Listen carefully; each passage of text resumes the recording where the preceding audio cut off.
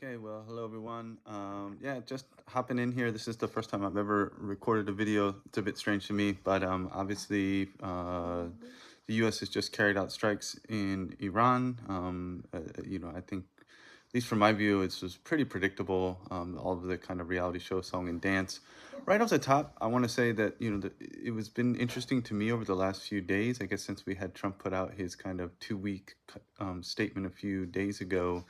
I don't want to get all semantic, and I'm certainly not trying to lend extra credence to the Trump administration, but I did feel it was being really miscovered. I was strange to me because they said within 2 weeks, and not to again be Mr. Semantic here, but saying I'll do something within 2 weeks and saying I will do it in 2 weeks are very different. Like I'll do it in an hour versus I'll do it within an hour, right? And so I just giving again just to by what they said, I don't think they ever said that it was going to be like 2 weeks and then make a decision. It was saying sometime within the next 2 weeks.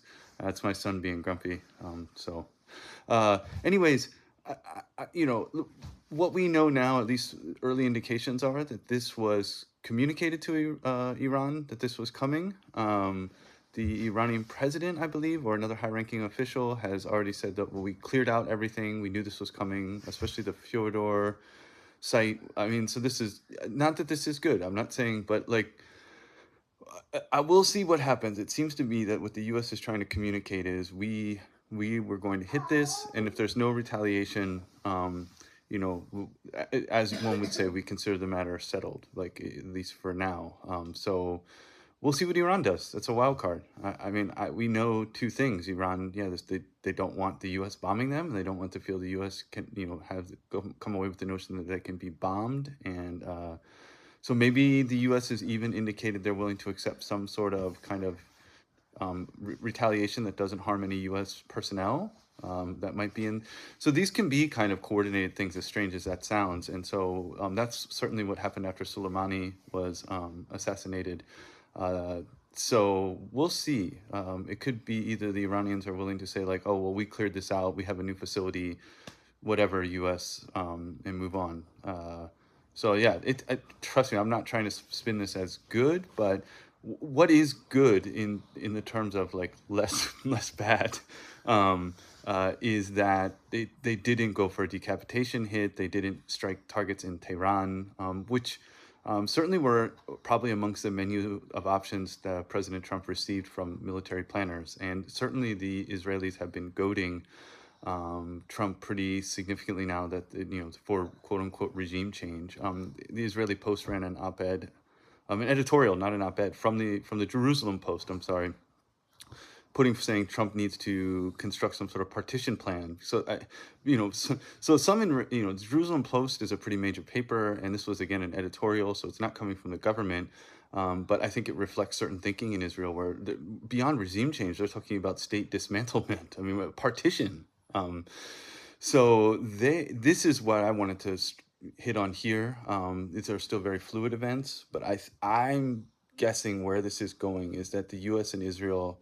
I'm sure Bibi's going to come out and say like, Trump, you're a hero to the Israeli people, and but if this turns out like I'm thinking now, that U.S. is saying matter's done, or maybe you can hit a few sites like facilities, and we'll call that settled. Andrew, give me a second here, bud. Yeah, pretty settled. Then that, like, for Israel, that would be pretty, I wouldn't say catastrophic, but quite concerning, because I think this is as of now, the U.S. position probably is no nuclear or significantly denuded nuclear program, right? That's the U.S.'s kind of goal.